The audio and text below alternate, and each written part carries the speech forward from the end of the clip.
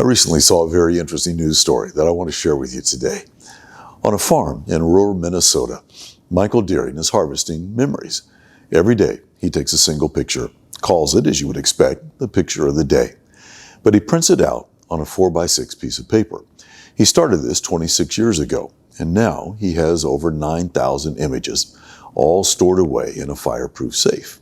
He documents everything from the ordinary to the extraordinary: food, cars, people, the birth of his son, his father's funeral, and everything in between. When interviewed, he said, "If you want to know where you're going, look back. I look at my pictures as the breadcrumbs on the trail of life. Everyone should take inventory of their life."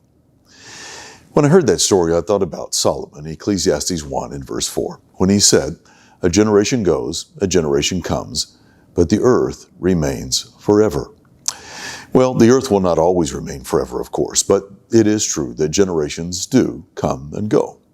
9,000 pictures tell the story of lives that come and go. All of our lives are like that. Each Sunday, I look out at scores of college students who worship with us, and I think, I once was your age. One day you'll be my age.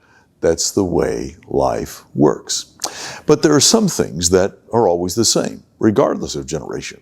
For example, each person is responsible for their choices. Ezekiel 18 teaches that I can't blame my parents, or anyone else for that matter, for the choices that I make, and neither can you.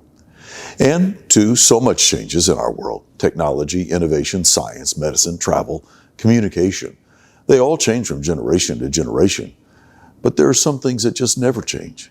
The need for Jesus never changes. Acts 4 and verse 12, "There is no other name under heaven given among men whereby we must be saved." The way the Bible reads never changes. We don't have Bible 2.0. You can read on your phone or tablet or your paper Bible the exact same words that my parents read, and my grandparents, and my great-grandparents. My great-grandmother would have known people who fought in the Civil War. Well, the Bible those men read on the battlefield is the same Bible that you can read today. And the God that we talk to in prayer never changes. The God that Paul spoke to and Moses, Abraham, Adam, and Eve, we pray to the same God. And so Solomon said, "One generation passes away, another generation arises. But don't you love the fact that we'll all leave a legacy?" For example, of Abel it was said, "Though he is dead, he still speaks." And so will we. Knowing this ought to make us get about the important things of life and ready ourselves for the life to come. Beyond that, it ought to remind us that there are family members coming after us who will walk in our steps. Let's make sure those steps are worth following. Just a thought.